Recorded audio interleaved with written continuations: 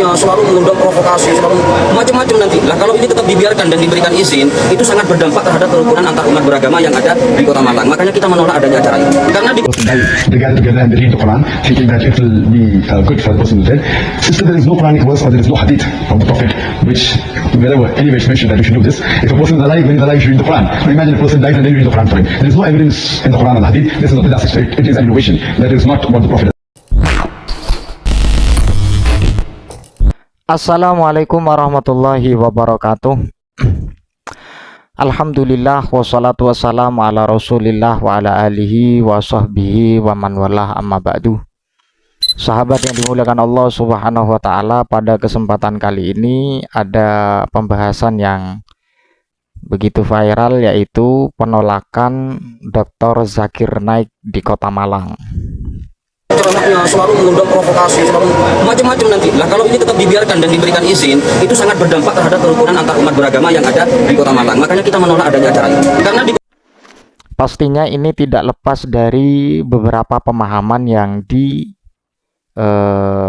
yang difahami oleh seseorang atau komunitas atau organisasi memahami apa yang sering disampaikan Dr. Zakir Naik.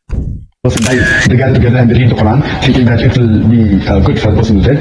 Since there is no Quranic verse or there is no hadith from the Prophet, which wherever anywhere it's mentioned that we should do this. If a person is alive, when he's alive, you should read the Quran. Now imagine a person dies and then you read the Quran for him. There is no evidence in the Quran and the hadith. This is not bid'ah. It is an innovation. That is not what the Prophet. Penolakan tersebut dilakukan oleh sekelompok orang, ya. Sekelompok orang penolakan tersebut atas kedatangan Dr. Zakir Naik untuk memberikan tausiah atau memberikan kajian keagamaannya di Kota Malang. Penolakan tersebut ternyata beralasan bahwa Kota Malang itu adalah kota yang sudah ramah, tenang, dan kemudian toleransi seperti itu. Sehingga kehadiran Dr. Zakir Naik itu akan menimbulkan intoleran. Mengapa? Karena kita tahu ya, yang pertama perlu saya jelaskan, Dr. Zakir Naik itu memang yang terkenal dalam sisi dia mengislamkan ribuan orang ini. Kemudian seringkali menantang dan juga ingin mendiskusikan tentang persoalan agama, antara agama Islam dan kemudian agama Kristen dan seterusnya. Dan juga selanjutnya yang mungkin ini bisa dipahami juga, bahwa apa yang seringkali disampaikan Dr. Zakir Naik itu adalah paham-paham yang begitu ekstrim. Ya, 11-12 dengan orang-orang yang berfaham Salafi Wahabi. Dikit-dikit syirik, dikit-dikit bid'ah, dikit-dikit kufur, dikit-dikit tidak ada dalil. Kemungkinan besar dalam posisi yang seperti ini, penolakan dari warga Malang atas kehadiran Dr. Zakir Naik untuk memberikan kajian persoalan agama, karena dalam sisi pemahamannya yang sangat begitu ekstrim, tidak sama dengan nilai-nilai apa yang disampaikan oleh para ulama yang notabene-nya adalah faham aswaja, yaitu ahlu sunnah wal jamaah. Sehingga tidak heran ketika menyampaikan bisa menyinggung perasaan orang, apalagi mengklaim dirinya paling benar dan kemudian menganggap amaliyah orang lain itu berupa syirik atau bid'ah. Lah ini yang dihindari.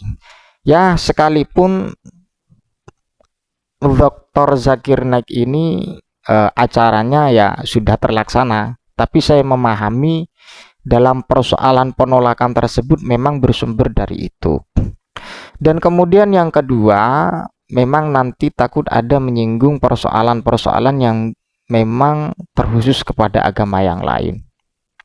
Tapi saya tidak ingin membahas tentang agama yang di luar Islam, tapi membahas tentang pemahaman-pemahaman yang 11-12 dengan Salafi Wahabi yang ada di Indonesia ini khususnya.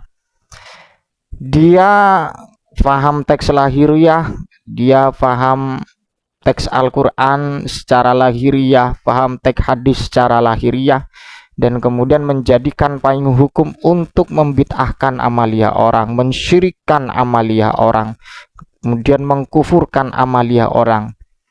Terlebih dalam persoalan amaliyah yang dilakukan oleh kalangan Ahlus Sunnah wal Jamaah atau Aswaja. Jadi pada saat ini ya memang itu faktanya, bisa Anda cek sendiri bagaimana yang seringkali diungkapkan Dr. Zakir Naik. Dan Dr. Zakir Naik ini merupakan junjungan dari kelompok Salafi Wahabi, khususnya yang ada di Indonesia ini. Ketika dia menjunjung tinggi, Dr. Zakir Naik mengislamkan ribuan orang, dan kemudian juga dia telah berani mendiskusikan dengan kelompok yang di luar agama Islam. Ini merupakan satu narasi yang sering diungkapkan, bahwa Dr. Zakir Naik kemudian dibandingkan dengan ulama-ulama yang notabene-nya Aswaja, paham-paham dari Asy'ari, fikih mazhab al-arba'ah, tasawufnya al-Imam Al-Ghazali, dan seterusnya. Kemudian dibandingkan, kan seperti itu. Kita itu dalam persoalan ini tidak bisa menjadikan tolak ukur bahwa dalam memahami itu benar atau tidak bukan karena dia mengislamkan orang yang ribuan orang yang di Islam, tidak dalam persoalan itu, tidak, tapi dalam memahami dan kemudian mengkaji. Nah, ini dibutuhkan. Lah dalam persoalan ini antara Aswaja dan Salafi Wahabi itu sudah sangat ada farik, ada pembeda.